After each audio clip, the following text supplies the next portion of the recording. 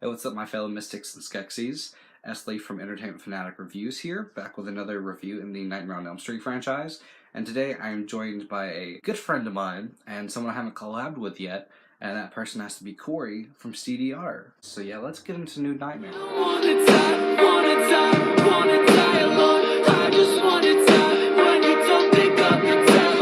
So we all know the story behind New Nightmare, and the funny thing is, this film was bashed pretty much by critics and fans of the franchise. Before I let Cory talk, I'm going to tell a little story. When I first saw all the Freddy films or Nightmare on Elm Street films, my mom never let me watch them growing up, but, I finally got to see them around 14 or 15 years old. And so, I bought this little 4-pack that has the first 4 and then, 5 through 8, and then, I have the remake, but that's its own separate thing. So I watched all these movies back to back, and so when I first saw this one, I didn't really care for it. It was just very weird to me, but I'll get into that later. For now, I'm going to let Cory from CDR talk, so go ahead, take the spotlight away. Hi everyone, my name is Cory from CDR, and I'm so glad that Esley Greer from Entertainment Reviews came and asked for a collab to do with me, because I haven't done a collab before, so that's cool that this is the first person I've done a collab with. And my quick views on New Nightmare is that honestly it's my favorite one. I think that overall this one, in my opinion, is the scariest one, the most effective, it has the most story to it, the most plot. I feel like you care for the characters just as much as the first film. I feel like, and also I guess the second and third film in my opinion, but I feel like this one in particular is my favorite just because it has the best look of Freddy in my opinion.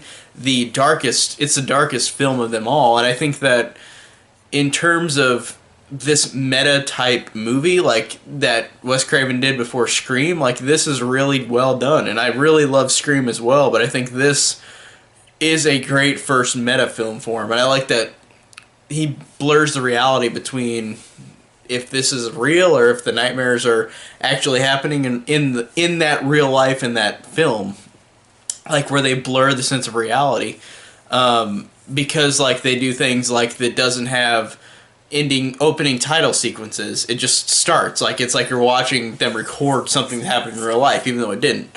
But I really love this movie for that. And I love this movie for its scares, for Freddy, for its gore. It's a very low body count, but I think it's really effective. And I really like the characters. Heather Langenkamp playing herself is great.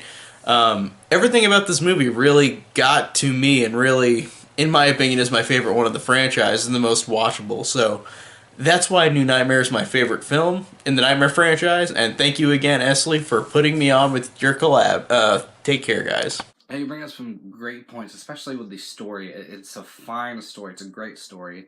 But for me, for the most part, it's not fully executed in my opinion, but we'll get into that later. And it's funny seeing someone say that New Nightmare is their favorite, because usually, like myself and a lot of other people, we usually say the first or third is our favorite. The third one's my favorite, of course. To be honest, I do think it's very different, but that's good. It's very different that it's your favorite, and I respect that. I mean, we can all be adults here, because if you told me this a while back, when I was 15 or 16, I'm whatever.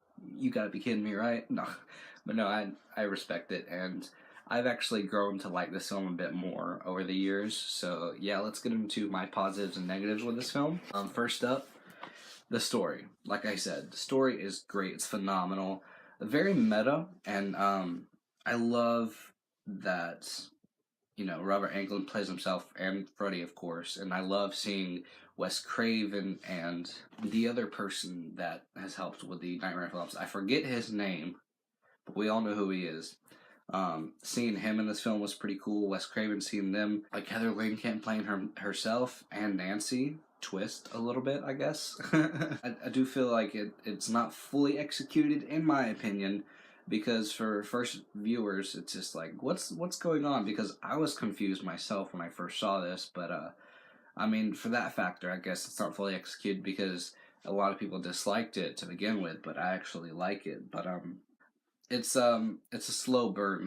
That's what I'm talking about with not fully being executed, in my opinion, because I'm just not the biggest fan of slow burner films, except, you know, The Shining, of course. I watched that when I was like 13 and I fell in love with it, but there's like very few slow burn films that I can get into. I love that this film is more dark than previous installments.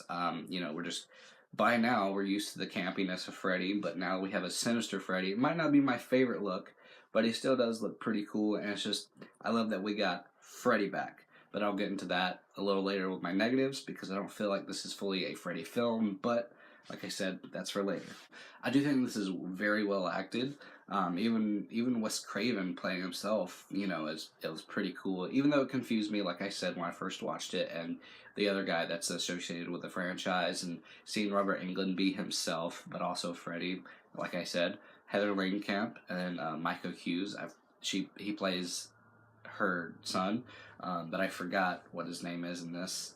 I know it's not Gage. It has some terrifying scenes towards the beginning, you know, when Heather Langenkamp has those dreams about her husband passing away, and then he actually does, and that's just like, people around her like, that's a coincidence, or like, you know, this isn't happening, you know, so I really like that aspect of this film, and one thing I do like about it is Robert Englund. I know I've said his name so many times right now, but seeing him paint all those different paintings, some with Freddy in it, and it's very terrifying paintings. I love the paintings, to be honest. I wouldn't mind having my own to put right here. And to me, the final act, or at least the last 45 minutes of this film, is probably my favorite act of this film. It's very suspenseful.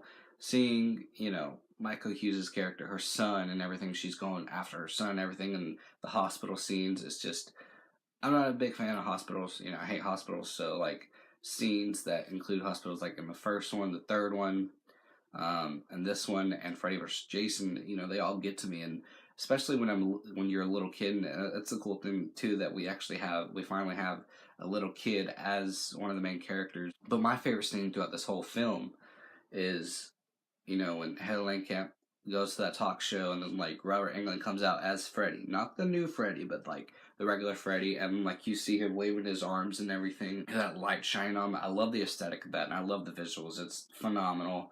It's just, I love that scene that like we have both Freddys in this. I thought that was pretty cool. I have one more positive, and it's a little statement I wanted to make, is that the actors playing themselves in this film, I think they do it better in this film than they do Seed of Chucky. I know that's just like very off topic, but I'm just like, well, you know, they do it a hell of a lot better than the cast of Seed of Chucky. So moving on to my negatives. This film is a really slow burn, and like I said, there's very few slow burn films I can get into, and I'm going to reference Derek from Derek's Horror Corner. When he was younger, he didn't really appreciate slow burn films, and maybe I will, because even to me, the first Halloween is not my favorite horror movie of all time, and it's not my favorite in the franchise, so it's like, whatever. Yeah, it's just, I'm not the biggest fan of slow burn films. I like a film that's very well paced, and like something happens at least every 7-8 minutes or whatever, so that's just me. For me, it is not a Freddy film.